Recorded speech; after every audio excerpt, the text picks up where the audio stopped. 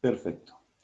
Bueno, estamos en la defensa del trabajo final de grado de Enzo Martínez, titulado Análisis del territorio fluvial, el caudal ecológico y el riesgo asociado a la dinámica del Río Negro, en General Roca y alrededores. Esta defensa es para obtener el grado de licenciatura en Geología de la Universidad Nacional del Río Negro. Los directores son Darío Orts y Cecilia Cábana, y los miembros del jurado están compuestos por los doctores Alberto Caselli, Pablo Macchi y Ricardo Gómez. ¿Tenés el DNI a mano por ahí, Enzo? Sí, Es simplemente una formalidad para que quede claro, porque todos conocemos a Enzo, pero para que quede claro que es él. Si lo podés, lo mostrás un momentito a la cámara, que se vea. No sé, no sé, che. Muy bien, gracias, Enzo. Bueno, perfecto. voy a dar la palabra a Enzo para que exponga su tesis y, como he dicho, posteriormente, cuando termine, daré el turno de palabra a los miembros del jurado. Así que bueno, Enzo, adelante. Bueno, ahí se ve la presentación. Sí se ve, El punto rojo también. el punto rojo también. Buenísimo. Eh, Esperen que yo no veo bien esto. Ahí está. Ahora sí.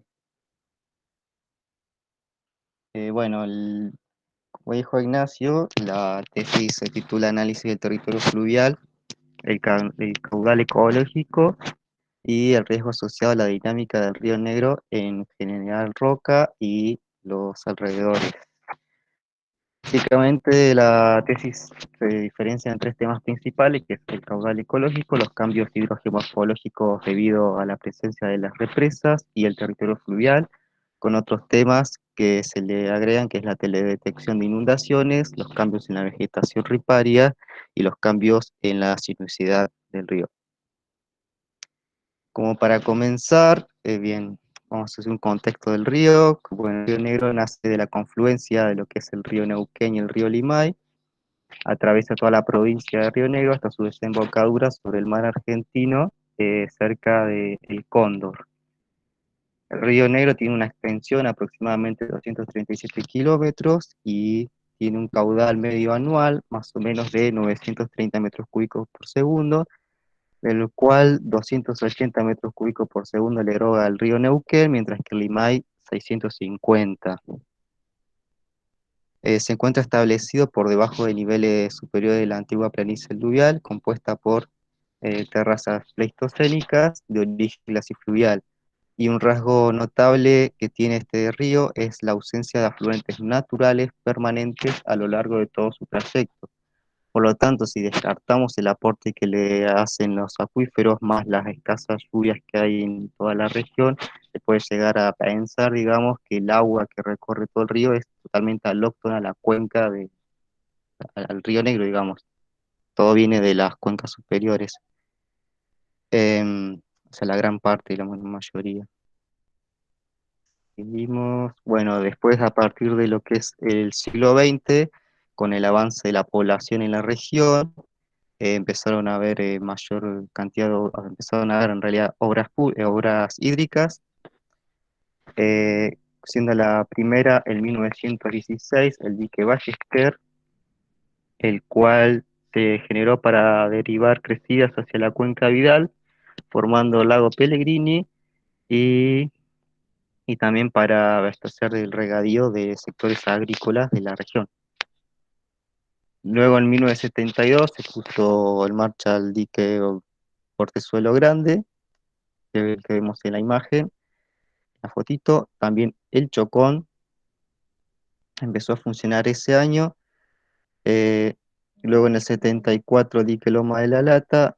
En el 77 la pequeña represa Planicie Banderita, que es una de las tantas, una del represa el conjunto de diques y represa de complejo Cerros Colorados, que es todo esto.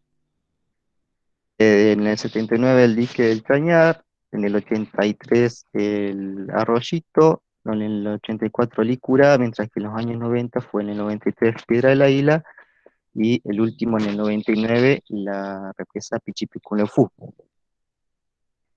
Pero entonces nos preguntamos, ¿tiene efectos es la presencia de las presas sobre los diques en el Río Negro? Entonces, para responder esas preguntas, nosotros lo que intentamos es basarnos en lo que son los caudales ecológicos y hidrogeomorfológicos en el río.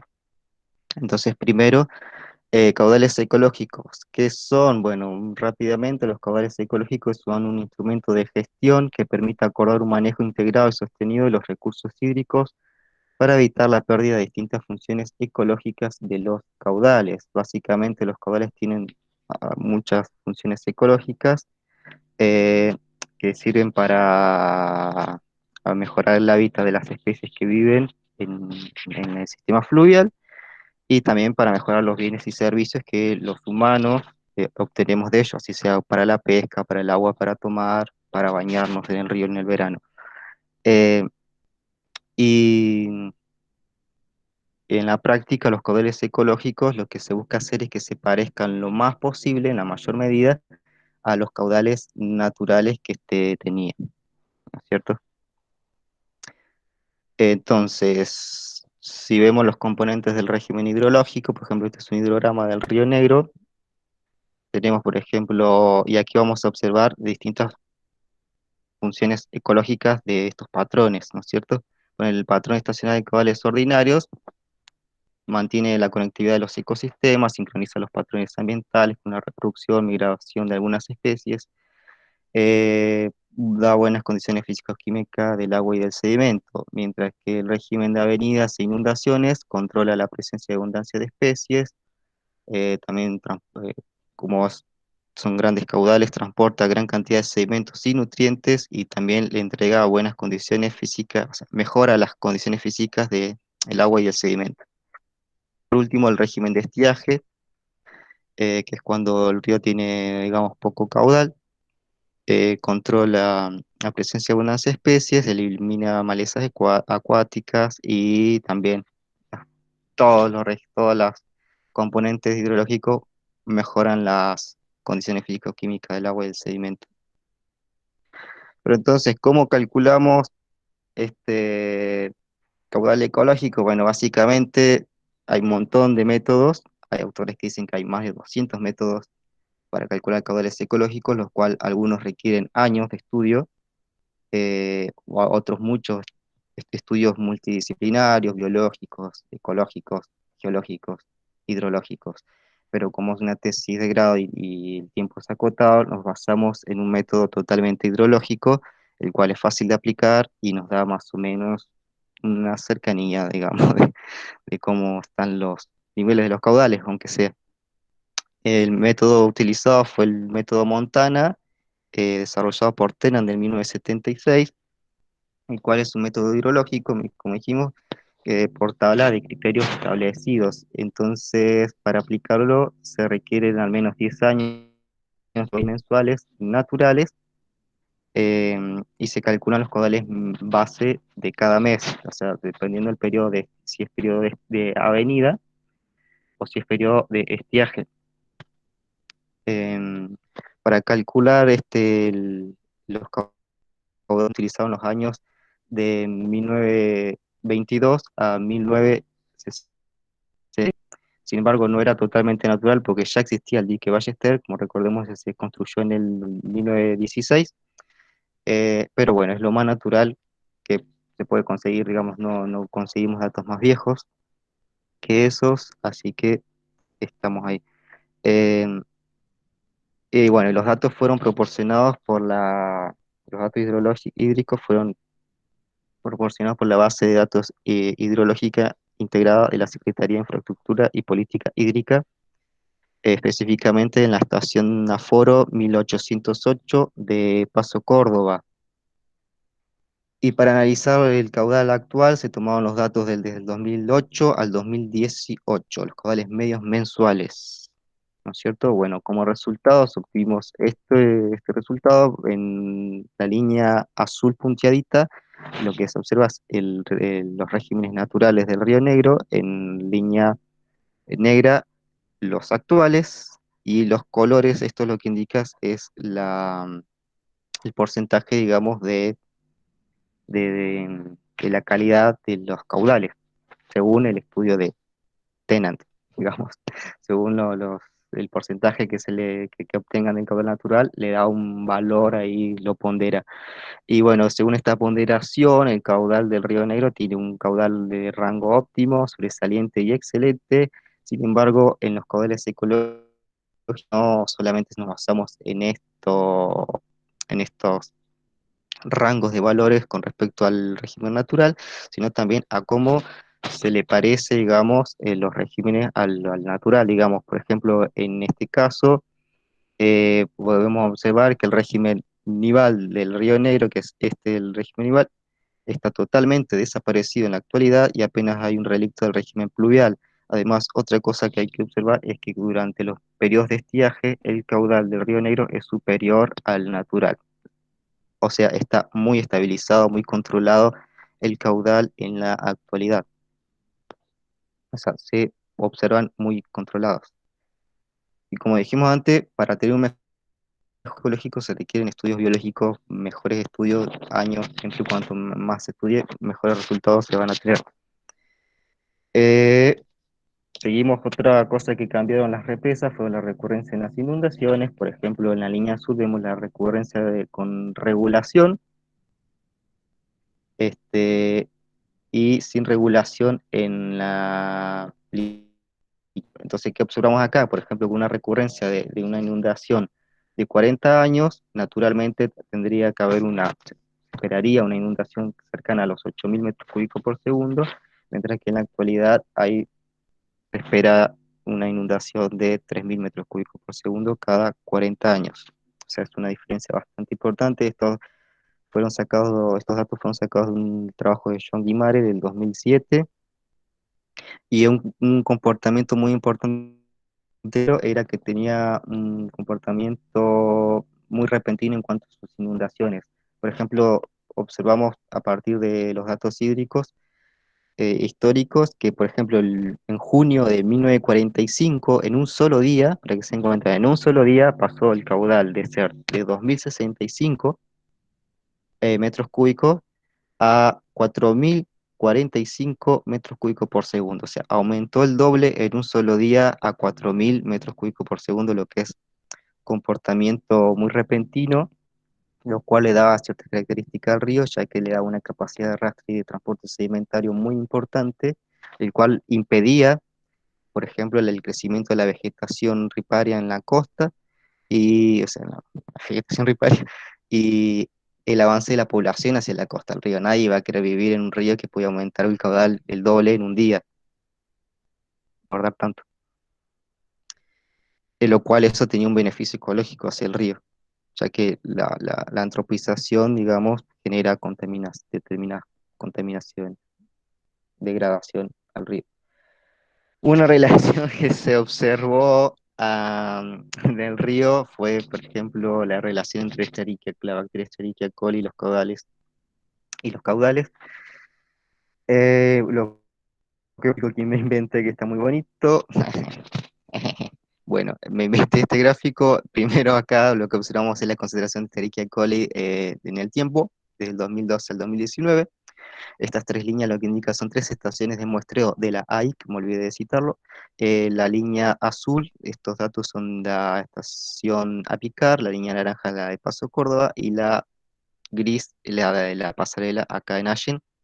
Este sector pintadito celeste, esta línea indica básicamente los caudales medios mensuales, y acá este valor T, muy importante, este valor T lo que indica básicamente es un porcentaje en el tiempo en el cual el caudal superó eh, un caudal crítico en determinado intervalo de tiempo estudiado. En este caso se hizo un intervalo cada un año. Entonces, bueno, básicamente lo que te indica este valor T es, digamos, una capacidad de arrastre, ¿no es cierto? Una capacidad de arrastre, por ejemplo, de transportar algo que requiera un caudal de 500 metros cúbicos por segundo. Entonces, es la línea naranja, es un caudal crítico de 500 metros cúbicos por segundo y la roja 1000. Entonces se indica cuánto tiempo estuvo ese caudal en este periodo de tiempo con la capacidad de arrastrar algo de esa que requiera ese caudal. Bueno, este valor va de 0 a 1, o sea, si es de 0 es porque nunca tuvo esa capacidad, y si es 1 es porque el 100% del tiempo del intervalo estudiado tuvo esa capacidad. Muy bien, lo que observamos es que a partir del 2013 empieza a haber una baja, digamos, en esta capacidad de arrastre, y se empieza a observar una acumulación en la concentración de Escherichia coli. Luego acá hay un control muy importante en los caudales, digamos, no hay mucha capacidad de arrastrar sedimentos y nutrientes y contaminación. Entonces el aumento se hace muy importante en la concentración de Escherichia coli. Luego en el 2018 los caudales vuelven a tener un poco más de nivel de caudal, y la concentración baja repentinamente para luego volverse a controlar mucho los caudales y esta concentración vuelve a subir. Para entenderlo mejor, se hizo una serie de regresiones estadísticas, el cual se calculó con la diferencia, para la diferencia de estas variables, para entender los cambios en las variables, cómo se relacionaban. Y bueno, se observa que tiene una relación inversa, el cual nos indica que cuanto disminuía, por ejemplo, la capacidad de arrastre, el valor T, cuanto aumentaba, digo, se disminuía la concentración de Escherichia coli, y cuando los caudales disminuían, se aumentaba la concentración de Escherichia coli. Básicamente es lo que se observó con estas regresiones. Pasamos al siguiente tema, la teledetección de observación y crecida, y acá agárrense porque viene una animación muy bonita. Se buscó detectar las áreas inundadas con métodos de teledetección pasivos y activos para luego comparar estos resultados. Bueno, ¿por qué hicimos método activo y pasivo? Lo vamos a ver en esta animación. Bueno, básicamente, por ejemplo, aquí tenemos el satélite Landsat 8, el cual es un método pasivo, eh, que crea imágenes multiespectrales, pero requiere la energía del Sol. El Sol emite su radiación solar, la cual rebota sobre la superficie terrestre. Esta radiación rebota y es capturada por el satélite Landsat 8, que vemos aquí. Este captura la imagen de forma perpendicular al suelo, como lo vemos aquí, y recrea su imagen. Sin embargo, si viene una nube, la nube va a tapar la superficie terrestre y va a capturar la nube, obviamente. Y bueno, entonces, ¿qué pasa? Nosotros queremos detectar inundaciones, y las inundaciones por lo general se crean cuando llueve, entonces no vamos a poder detectar todo el tiempo inundaciones con este método porque va a estar cubierto.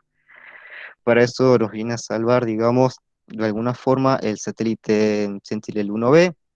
Es un satélite de radar de apertura sintética, o SAR, em, el cual este es un método activo. Entonces el satélite es de visión lateral, o sea, captura la imagen de forma lateral, como lo vemos aquí, y emite su propia radiación electromagnética, la cual se dispersa en la superficie terrestre, y un porcentaje de la energía se retrodispersa hacia el satélite, y este puede crear la imagen a partir de estos datos de diferencia de distancia, digamos, crea las imágenes.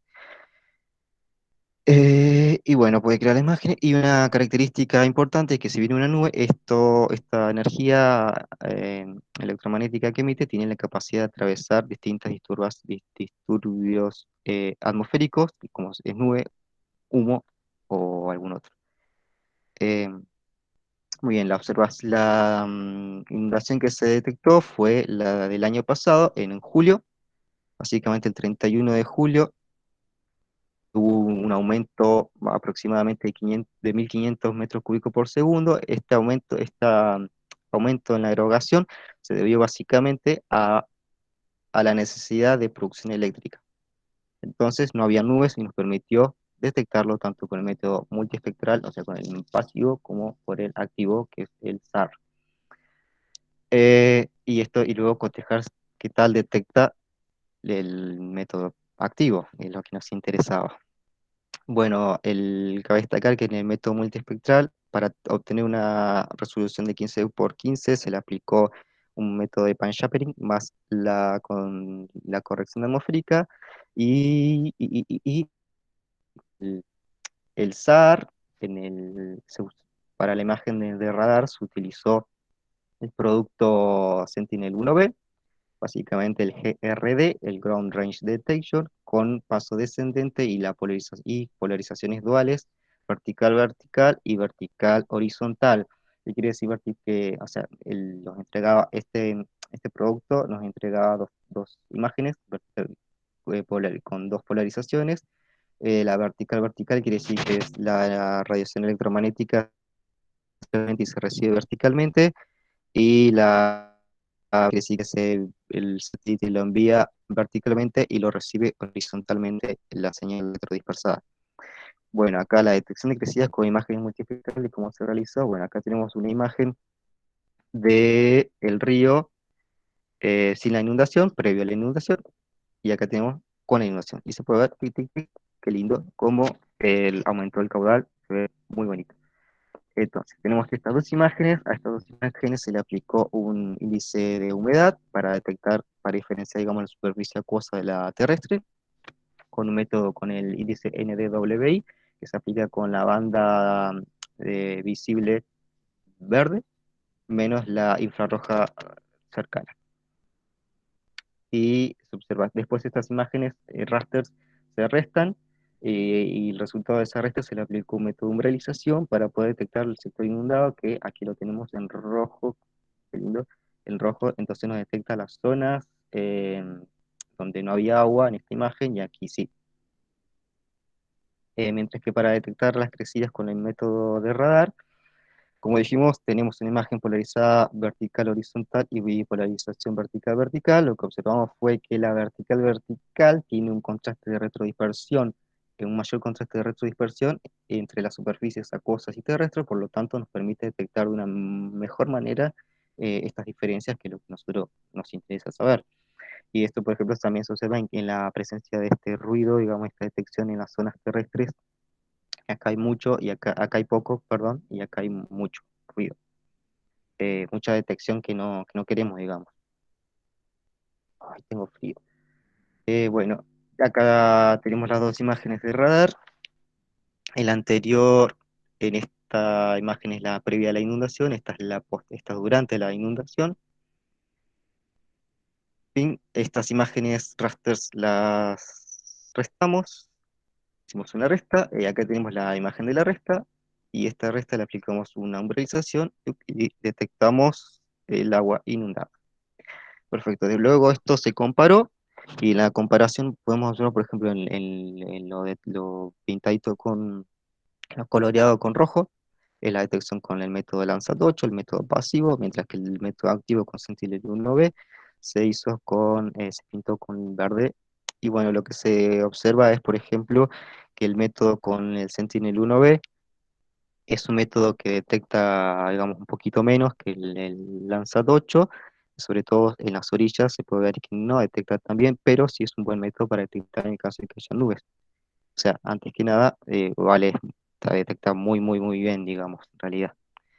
Pero bueno, ¿a qué se puede ver a que no detecte determinadas zonitas? Bueno, básicamente a la vegetación, ya que el satélite Sentinel-1B trabaja en banda C. Esta banda C tiene la capacidad de atravesar determinada superficie, apenitas, digamos, un poco de la vegetación, un poco quizás el suelo según sus condiciones, y hasta un poquitito la nieve. Pero lo que produce la vegetación es, por ejemplo, nosotros en el agua lo que queremos es que haya un rebote especular, quiere decir que le venga la radiación del satélite, rebota y no hay una retrodispersión hacia el satélite, por eso lo vemos negro, porque no hay energía que vuelva al satélite, entonces vemos negro el agua. Entonces lo que puede llegar a producir la vegetación es que haya un doble rebote, entonces genera una determinada, digamos, retrodispersión, o un rebote volumétrico, una dispersión volumétrica que también genera retrodispersión. En cambio, por ejemplo, si hay un satélite, si hubiésemos trabajado con un satélite banda L, se supone, creemos que puede detectar un poco mejor esto, ya que tiene una capacidad de atravesar, digamos, la vegetación más grande, mayor, digamos, que los que trabajan en banda C. Por ejemplo, un satélite que trabaja en banda L, el SAOCOM. Bueno, otro tema, cambiamos la vegetación riparia y los cambios en la vegetación riparia. Acá vamos a observar las imágenes temporalmente de la costa del río. Esta imagen, cabe destacar que es el satélite espía Corona KHA-4, el cual fue capturado por la Agencia de Inteligencia de Estados Unidos y fue desclasificada en los años 90. Para obtener esta imagen, básicamente hay que gatillar, así que muchas gracias Darío porque él pagó esta imagen. Aplausos. La verdad, estuvo muy bueno eso. Bueno, lo que se observa en esta imagen es que no hay vegetación en la costa del río. em, Se ve totalmente despejado o muy, muy despejado de vegetación. En el 76 ya acá con imágenes lanzas multispectrales y aplicamos un filtro de bandas y coloreamos, digamos, la vegetación en rojo para poder verla de mejor manera. Y bueno, se puede observar cómo la vegetación empieza a invadir terreno de orillas del río. Ya en el 87, vimos con satélites Landsat, em, cómo comienza ya a invadir, digamos, la vegetación, la orilla del río. Muy bien, para detectarlo, igual a lo que a nosotros nos interesa es saber cuál es el porcentaje de aumento, digamos, tener un cálculo, no algo tan así como lo ven o no lo ven. Entonces queríamos tener un número, yo quería tener un número. eh, para eso utilicé el Google Earth Engine. Es una herramienta online, la cual hay que programar. El código, la forma de programar es muy parecida al código de Java. Bueno, y aquí en este sector vemos el resultado de los raster de lo que nosotros programamos y aquí los resultados que programamos en la consola, si pusimos que queremos que nos haga algún tipo de cálculo, lo colocamos aquí. Es un método muy fácil de programar realmente y es muy lindo y los resultados son geniales. La verdad que recomiendo aprender a usar esto o ver qué onda. Bueno, el cambio en la vegetación riparial, básicamente este fue el resultado. Desgraciadamente no puedo explicar mucho de cómo fue el proceso de la programación porque me llevaría mucho tiempo realmente. Bueno, y la comparación se hizo desde el año, con una imagen desde el año 1976 a la del 2019 y se observó que hubo un aumento aproximado del 558% de vegetación en la costa del río, o sea, en este sector, lo que observamos aquí. Bueno, básicamente los colores que indica estos resultados es verdes indica los sectores donde en el 76 no había vegetación y en el 2019 sí se detecta vegetación, en el negro donde no hay cambios en la vegetación y en rojos donde en el 76 sí se detectó vegetación, pero en la actualidad no. Muy bien, seguimos con cambios en la hidrogeomorfológicos. Bueno, ¿en qué cosita modifican las presas? ¿Qué cosa, qué factores modifican las represas en, de los sistemas fluviales? Bueno, básicamente modifican eh, el agua y el sedimento, los regímenes fluviales, los regímenes hídricos y los regímenes de transporte sedimentario. Y hay que tener en cuenta que el agua y el sedimento son los factores más importantes, digamos, para que determinan la forma, el tamaño y la geomorfología general de un río. Por ejemplo, si tenemos un río con mucha capacidad sedimentaria, vamos a tener determinado río, y si tenemos un río sin sedimento, por ejemplo, un río que está ubicado sobre granitos, va a ser otro río totalmente distinto. O sea, y es donde vemos que el agua y el sedimento son los factores principales. Bueno, las presas alteran la capacidad de un río de transportar sedimentos y la cantidad de sedimentos disponibles para su transporte. Si la capacidad de transporte excede el sedimento disponible, existe un déficit sedimentario. ¿Qué quiere decir esto? Por ejemplo, si en el ejemplo, si tenemos un río sobre granitos, no vamos a tener sedimentos, entonces cualquier caudal va a generar un déficit sedimentario y ese déficit sedimentario va a hacer que el agua que escurre por esas rocas graníticas intente, o no intente no, va a erosionar el granito porque va a requerir sedimentos. Entonces, eso es lo que genera el déficit sedimentario.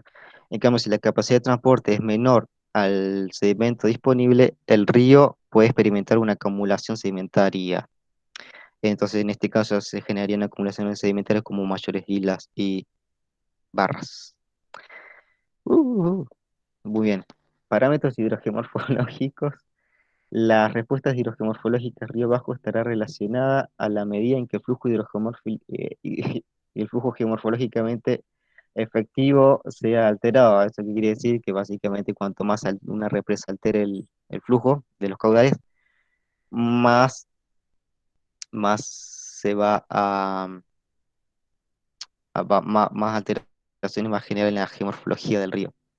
Por esta razón, es útil observar los cambios en el flujo como una fracción del tiempo t en que el caudal sea mayor al caudal Q. Este factor es el que observamos en la relación de Escherichia coli con los caudales. O sea, básicamente detecta la capacidad de arrastre, le digo yo. Y bueno, y otro factor que se usa este con asterisco, que los cambios en la frecuencia de flujos críticos se pueden comparar, bueno, con esta relación que relaciona el valor T previo a la instalación de la represa y el posterior a la instalación de la represa.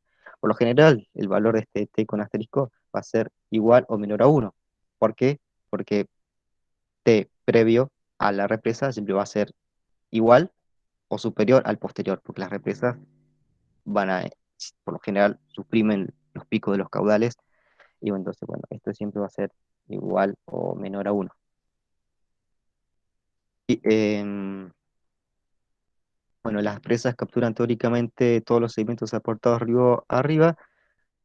Los efectos río abajo dependerán de la rapidez en que los sedimentos sean reabastecidos. Esta expresión se puede calcular matemáticamente como una relación adimensional, S con asterisco, entre los aportes sedimentarios en un punto determinado bajo la presa y, que es SB, y el aporte sobre la presa.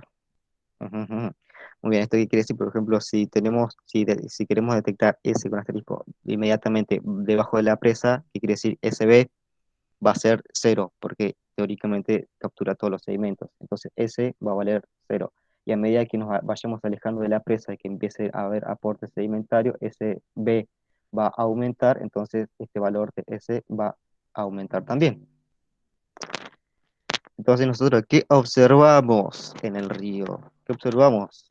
Básicamente, ¿qué cambios geomorfológicos observamos? Con la imagen del satélite espía del 1967, observamos, por ejemplo, esta es la zona de Bubalco, que las zonas ay, no me acuerdo cómo se dice, las redes de drenaje que de la zona meridional de esta imagen, de la zona sur, vemos que aportan sedimentos temporalmente, digamos, cuando llueve, pero no hay acumulación sedimentaria en esta zona. ¿Por qué? Porque la capacidad de arrastre que tiene el río tiene esa capacidad de arrastrar todos los sedimentos que estos aportan y los arrastran río abajo y no se acumulan. Y también observamos que, bueno, lo que habíamos visto antes, la poca vegetación que hay en las barras, en las islas del río.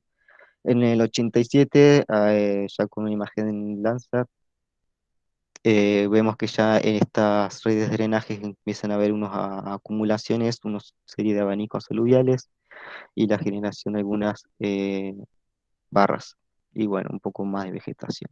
2003 ya vemos un poco más de acumulación en estos abanicos aluviales, más creación de barras y bueno, ya las islas están muy muy vegetadas y ya en el 2019 vemos que el tamaño de las islas se amplió un gran porcentaje y observen este tamaño que tienen estos abanicos aluviales, son gigantes. Esto es porque ya la capacidad de arrastre del río es muy poca y generan este tipo de acumulaciones sedimentarias. Tiri, ti, ti. Muy bien, creo que no me olvidé de decir nada. Pasamos al siguiente. Bueno, lo que hizo Grant y sus colaboradores en el 2003 fue generar un gráfico con el objetivo de ver con el objetivo de predecir qué modificaciones geomorfológicas van a haber en la construcción de una presa que ya se hizo o se terminó de construir a partir de estos cambios hidrogeomorfológicos, digamos, del valor S con asterisco y el valor T. Muy bien, como detectamos básicamente el valor de S va a ser 1 o superior a 1, por lo que observamos en el Río Negro, porque ¿qué pasa? En este gráfico lo que se grafica es en esta esquina los cambios texturales, que van a haber cambios texturales en las confluencias, construcción de barras e islas, vegetación invasora y agradación del canal, mientras que en esta esquina los cambios hidrogeomorfológicos que se observan son limpieza del lecho, fortalecimiento del canal, erosión de islas y barras, degradación del canal y ensanchamiento. ¿Qué observamos nosotros? Bueno, lo que observamos fue que hay construcción de barras e islas y vegetación invasora, por lo tanto, el río Negro se va a ubicar cercano a esta zona y va a ser sí, 1, en este caso, ese con asterisco 1 o mayor a 1, y como hay grandes cambios en el control de los caudales, el valor T con asterisco va a ser muy pequeño también, entonces es lógico ubicar más o menos en este gráfico al río Negro en esta zona estudiada, en esta zona del gráfico. Cambios en la universidad, bueno, acá vamos a ir un poco rápido. Acá lo que se hizo fue se sectorizó el río en 10 sectores amplios y se calculó la sinuosidad a partir de este método, que es el método de Müller de 1968. Y bueno, se colocó los valores de sunicidad, pero lo importante a nosotros no nos interesaba ver cuánto subía o bajaba la sunicidad, o sea, qué valor de sunicidad tenía, sino que nos interesa saber cuánto se mueve el río. Entonces, para saber cuánto se mueve el río, lo que le requerimos es cuánto cambia la sunicidad del río. Para eso yo apliqué este cálculo que es el valor absoluto de los cambios del río, de los cambios del río, los cambios de la sunicidad. Este valor que me lo inventé, o sea, no lo vi en ninguna bibliografía, pero dije, bueno, si hago esto es lógico que me va a dar esta cosa.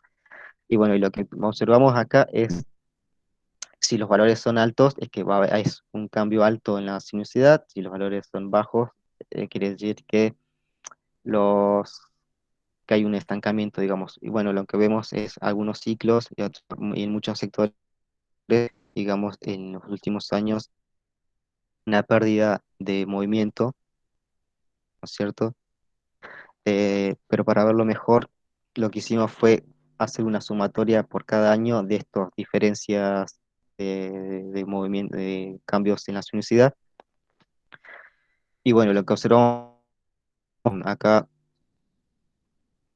hay que tener en cuenta una salvedad. Por ejemplo, este cálculo del 1975 se calculó con una abulsión, por lo tanto los cambios en la sinuosidad es muy grande, entonces lo que yo hice fue descartar esa abulsión, ya que es un proceso morfológico muy extraño, digamos. Entonces lo descarté y me dio este valor. Entonces acá se puede ver que están más o menos estabilizados los cambios en la sunicidad. Y fíjense acá una característica importante, en 2008 aumenta, o sea, aumenta la dinámica del río, la dinámica, ¿cómo se llama? La dinámica lateral del río. Y se observa, por ejemplo, que el valor de la capacidad de arrastre hubo un aumento bastante significativo, ¿no? Tic, tic, tic. Y coincide que en el año 2008 hubo un aumento en esta dinámica. Pero ya en el último periodo estudiado hay un control muy excesivo en los caudales y la dinámica, digamos, los cambios en la sinuosidad se ven muy disminuidos. Y en verde grafiqué los cambios en el área vegetada por kilómetro cuadrado y se ve cómo va subiendo, ¿no es cierto? Y por último, el último tema de este trabajo final, territorio fluvial. Muy bien, el territorio fluvial, básicamente, para que se entienda, para entender, perdón, para entender lo que es un territorio fluvial, hay que entender que los ríos son sistemas dinámicos, no son sistemas estáticos, o sea, van a cambiar. Entonces, en los ríos, por lo general, siempre, por lo general no, siempre van a producir crecidas y estas crecidas van a generar su llanura de inundación, que esta llanura de inundación se convierte en un espacio para autorregular los excesos de caudal en estos periodos. Por lo que cuando un río genera su propio territorio, digamos, en este caso, la zona de inundación es para ocuparlo en algún momento. O sea, el río dice, yo ocupo este territorio y en algún momento lo voy a volver a usar, no me importa que vos pongas tu casa, yo voy a inundarme hasta donde yo quiera. Bueno, en este caso no, porque están las represas, pero igual crece el río, digamos. O sea, no crece lo que era naturalmente en la actualidad. Bueno, la antropización ejerce controles de la dinámica fluvial y genera una degradación ambiental. O sea, cuanto más se acerca a la población al río, más lo va a degradar porque va a intentar reforzar sus bordes, va a intentar, bueno, generar electricidad, va a ponerle represas, a construir su casa, plantar árboles para mantener los márgenes estables, en fin, va a tirar contaminantes. Entonces, cuanto más haya gente más cerca del río, más se va a degradar el ambiente de él. Y esto es lo que yo le decía, cuanto más urbanizado el sistema fluvial, este se convierte, es más apto a ser urbanizado, por lo tanto va a haber más gente y aumentando no solo el riesgo ambiental, sino el riesgo social. Porque si tenemos más gente viviendo en una zona inundable, se vuelve muy riesgoso para la población. Y la metodología para calcular para mapear el territorio fluvial, se utilizó la metodología de Ollero y bueno, se usaron varios trabajos de él y algunos colaboradores también de él, que me olvidé ponerlos. Bueno, vamos al siguiente. Bueno, aquí vamos a mostrar más o menos cómo se calcula, cómo se mapea, perdón, me olvidé de traer agua. ¿Cómo se mapea el territorio fluvial? Bueno, en primer lugar se empiezan a cartografiar los cauces antiguos, ya que, bueno, es el territorio que el río ya ocupó en un periodo de tiempo.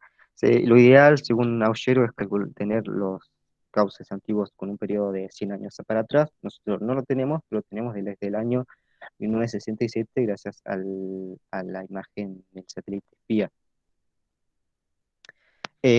Lo que vemos en gris acá son las zonas de los núcleos urbanos que hay más importantes, digamos, en la región, de aquí, en Costa del Río. Y bueno, se van cartografiando, acá ven cómo van apareciendo, no sé si lo ven, espero que sí, cómo van aumentando. Bien, eh, eh, el siguiente paso es se va a mapear la zona inundable por crecidas teóricas de cada 10 años. Este, perdón, y me dieron agua, voy a tomar permiso.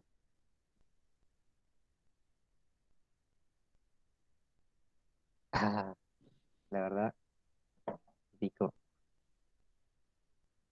¿Qué estaba diciendo? Bueno, se mapean las zonas inundables con un periodo de recurrencia de 10 años. Este mapa lo aportó la AI muy amablemente, nos contactamos con ellos, les mandé un mail y dijeron, sí, muchachos, se lo mandamos, no hay problema.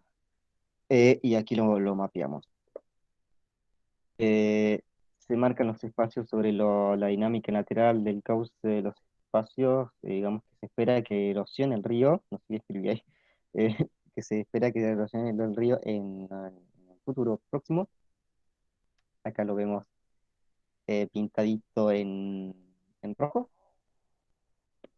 Bueno, para ver cuáles eran las zonas, estimar las zonas, perdón, este, ¿cómo sería? Las zonas que posiblemente se erosionen en el futuro, lo que se usó fue un mapa de intensidad de cambios de agua superficial, el cual fue producido bajo el programa Copernicus, que es un programa de la Agencia Espacial Europea, proporcionado, bueno, acá por la European Commission Research Center, y Google también está ahí.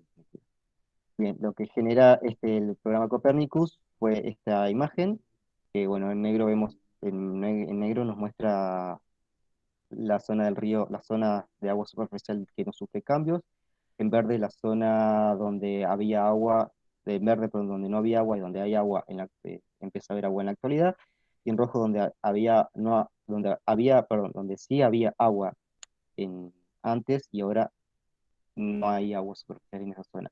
El periodo comprendido de este estudio del programa Copernicus se hizo con imágenes Landsat, usaron más de 3 millones de imágenes Landsat desde 1985 al 2015.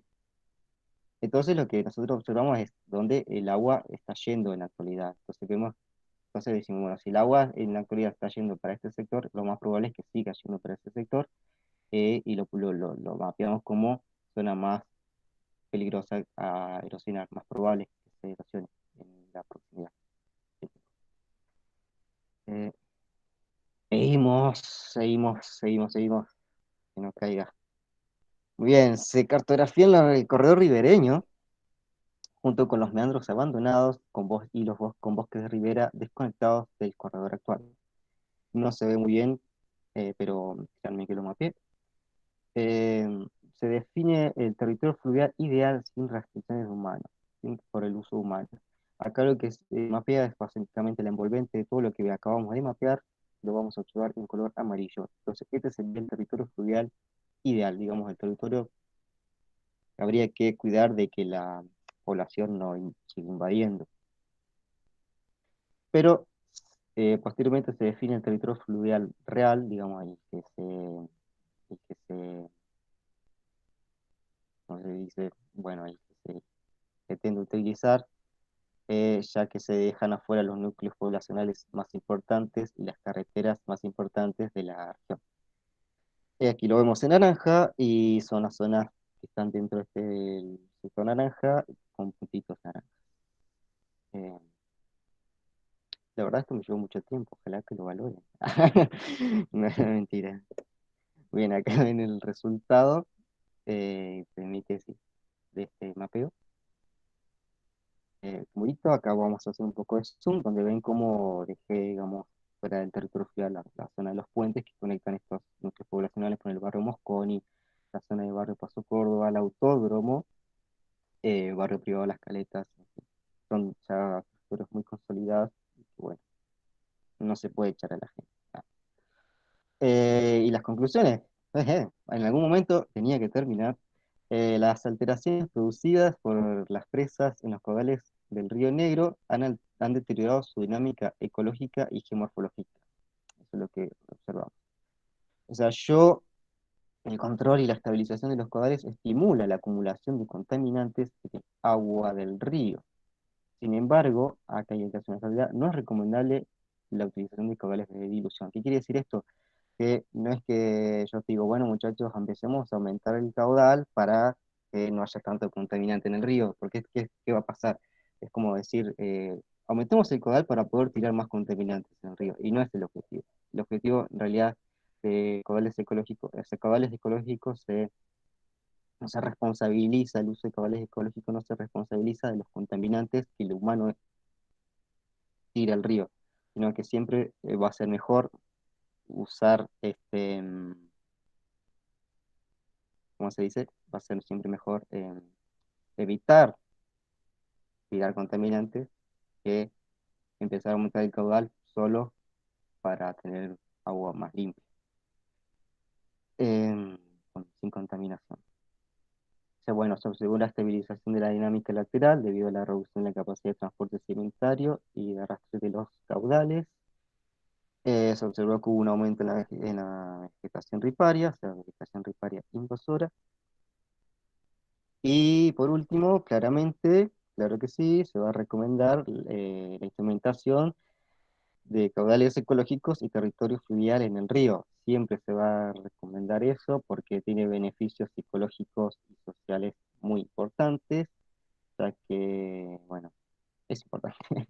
No hay que decir más nada porque siempre me las mando cuando empiezo a tirar palabras. Así que, bueno, esta es la bibliografía que usé en esta presentación PowerPoint, no en el trabajo, no, la que hice en el PowerPoint.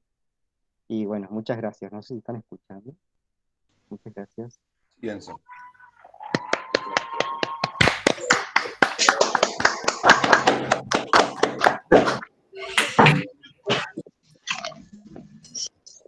Muy bien, felicitaciones, Enzo. Si les parece, voy a dar paso a los jurados para que hagan una devolución tanto de algunas cuestiones que puedan tener del trabajo escrito como de la presentación de hoy. Así que no sé si quiere empezar, Alberto.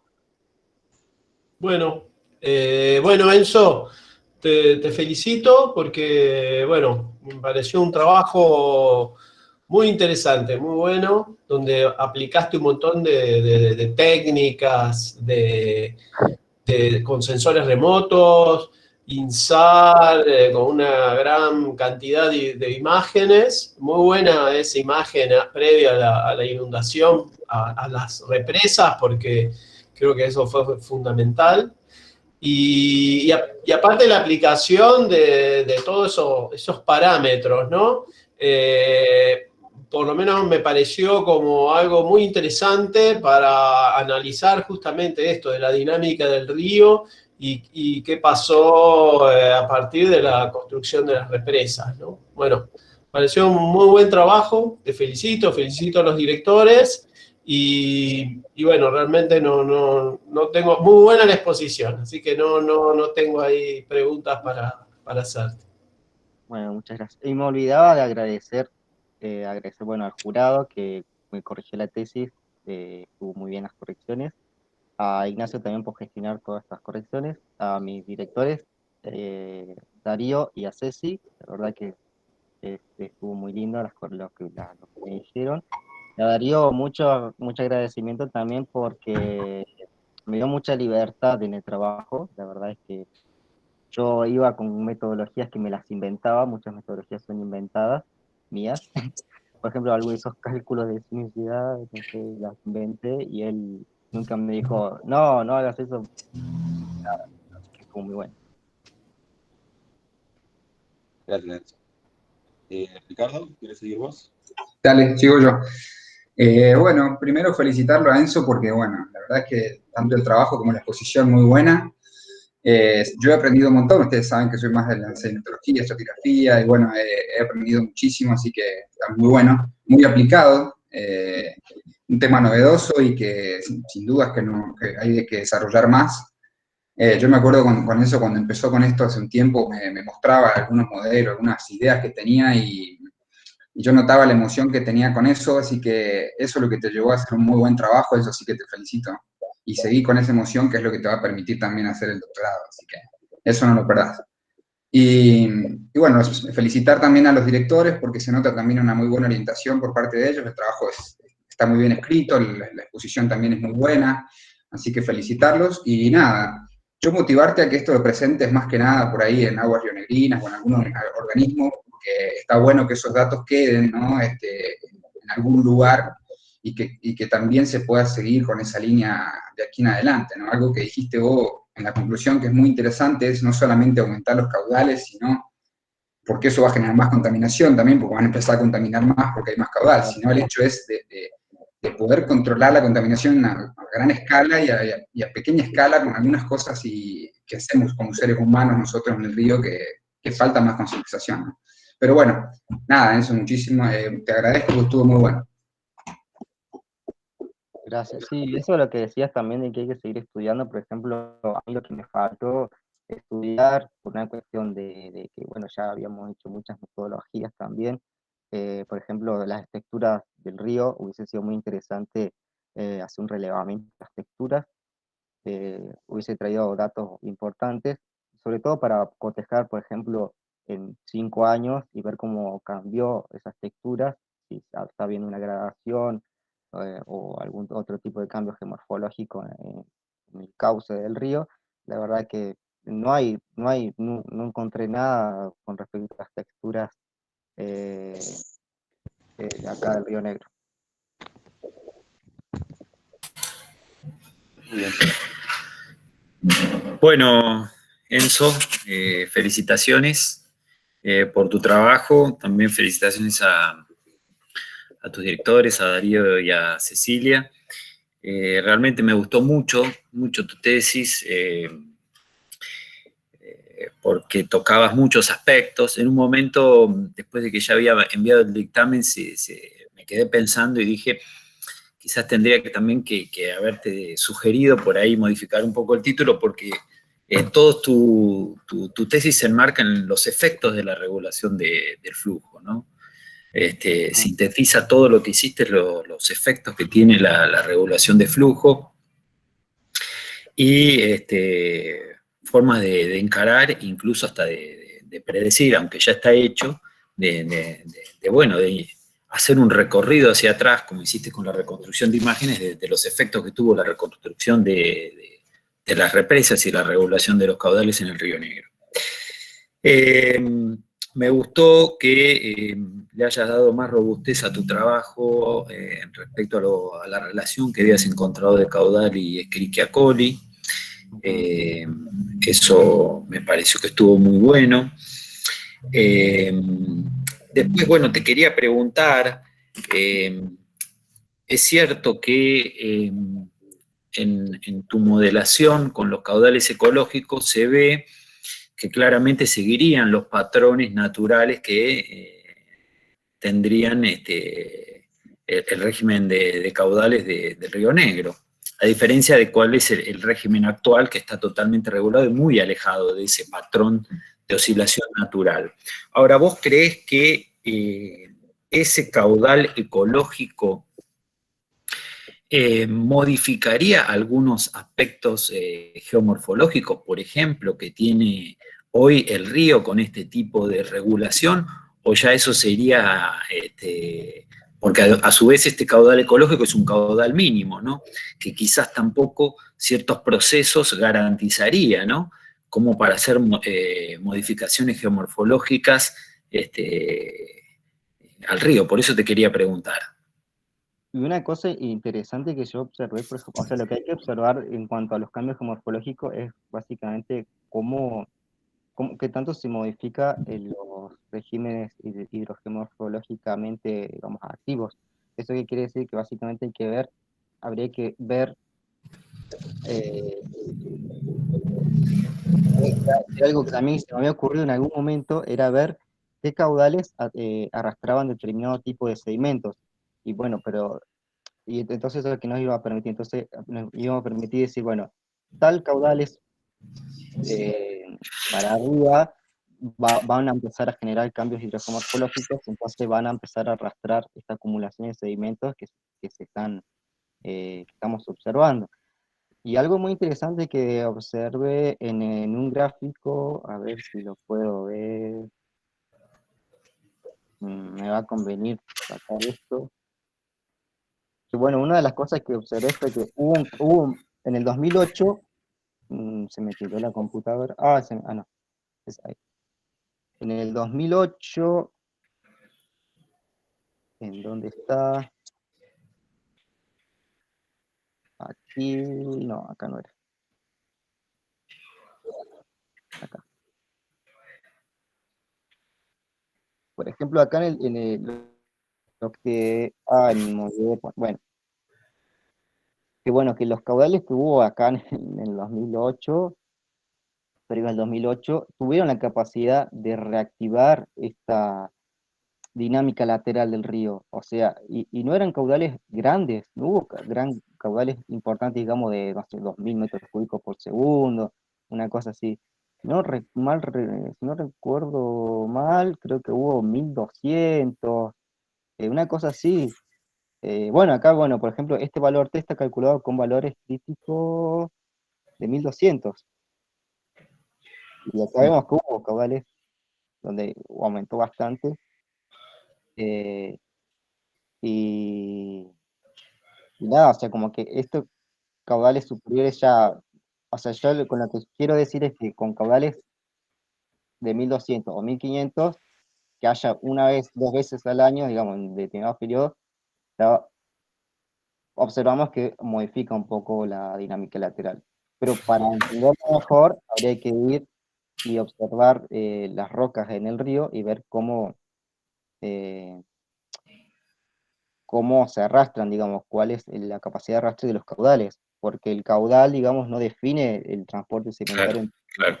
Es lo que mencionaste, ¿no? Habría que ver, quizás se podría hacer un seguimiento respecto a eso, ¿no? Sí. Bueno, por eso está muy bien. Te quería básicamente preguntar eso. Y respecto, bueno, al territorio fluvial también me parece una herramienta importante para la planificación estratégica en la región. Entonces, vos estás brindando herramientas actualizadas para que las autoridades puedan utilizar en gestión. Entonces me pareció que también era algo novedoso y coincido con Ricardo tendrías que publicarlo, ¿no? Esto realmente está para publicar porque son trabajos que no hay antecedentes y que es importante que quede en tu tesis y bueno, y en una publicación. Así que me gustó también lo que aclaraste respecto a los caudales ecológicos, porque hay veces que uno dice, bueno, se eroga más para limpiar el río y esa no es la visión que se tiene que tener, sino para garantizar los procesos ecológicos que tiene un río ecohidrológicos, ¿no? Sí, los caudales ecológicos en el trabajo que leía, que bueno, los Filecuesne, ellos aclaran que los caudales ecológicos se eximen de la responsabilidad de la capacidad de los contaminantes. O sea, uno no puede determinar un caudal ecológico dependiendo del rango de contaminación que el río tenga. O sea, eso es un error muy grande. Totalmente, totalmente. Así que bueno, nuevamente felicitaciones. Me gustó mucho tu trabajo y también felicito a los directores y a las directoras. Bueno, aunque no es muy usual, le quería dar la palabra si la quieren tener los directores de ENSO, por si quieren comentar algo o decir alguna cosa antes de que pasemos a la deliberación. Bueno, yo felicitar a Enzo ahí por el trabajo que realizó. Ahí ya dio una buena muestra de lo que realizó durante su trabajo de final de grado.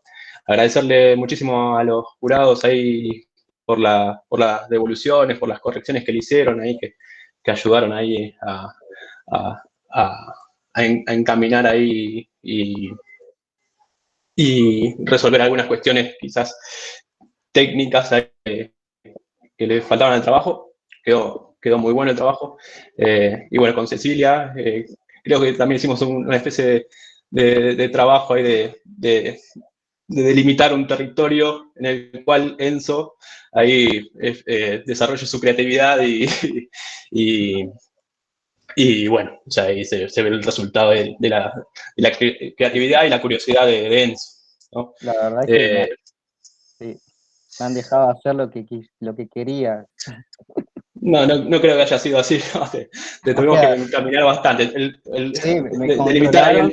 el curso de la... O sea, quizás fue ahí alguna propuesta ahí de utilizar ahí herramientas. Yo la propuesta que le había hecho era que desarrolle el tema del Google Earth Engine, ahí la gran base de datos ahí y después de ahí fue surgiendo la creatividad de Enzo y bueno, los conocimientos de Cecilia, de sensores remotos también ahí fueron encaminando hacia después el caudal ecológico, todo eso fueron propias de desarrollos propios de tu curiosidad y creatividad, ¿no? Así que, bueno, te felicito, Enzo. Muchas gracias, Darío. Bueno, y yo, nada, destacar eso que estaba diciendo Darío, que es una tesis que fue llevada adelante por tu curiosidad, porque vos trajiste todo el tiempo temas y cosas nuevas y metodologías, y esto lo quiero ver de ser así, ¿qué les parece? Muchas veces tuvimos que ponernos con vos, sentarnos, que nos explicaras, y esas ganas de hacer cosas realmente lograron que vos llegaras a esta tesis, que es realmente muy linda. Has trabajado como loco. Y destacar también tu actitud para con todas las observaciones que te hicimos, tanto durante la elaboración como durante la corrección, las cuales siempre las tomaste con muy buen grado, las llevaste adelante, las discutiste, así que ha sido un placer dirigirte junto con Darío. Y nada, no me queda más que felicitarte y desearte lo mejor para esta nueva etapa que emprendes. Y gracias a Darío también por invitarme a esta codirección. Saludos a todos y gracias a los jurados también por las correcciones que fueron sumamente interesantes y ayudaron a contribuir a lo que terminó siendo esta tesis. Felicitaciones. Sí, gracias. Sí, las correcciones de ustedes, de los directores y del jurado, la verdad que han mejorado mucho el trabajo. Eso es algo que hay que destacarlo. Por ejemplo, hay temas, o sea, yo había agregado un montón de temas, a veces temas totalmente irrelevantes. Y Darío me dice, no, eso mirá, es medio feíto. Y después me pone a pensar, y sí, la verdad que tiene razón. Y cosas así. eh, pero eran cosas totalmente irrelevantes y bueno, y uno no me quería encerrar yo en ningún momento en lo que yo creía, en lo que yo veía, sino que también observar lo que ustedes me decían, porque son los que tienen la experiencia, saben un montón. No sé, si no les hacía caso me pasaba de tonto, digamos. Así que nada, muchas gracias. Muy bien, si les parece vamos a dejar de grabar ahora y vamos a pasar a la otra aula, a los jurados, a deliberar y ustedes se quedarán aquí. Bueno, voy a dar un momentito a detener la grabación.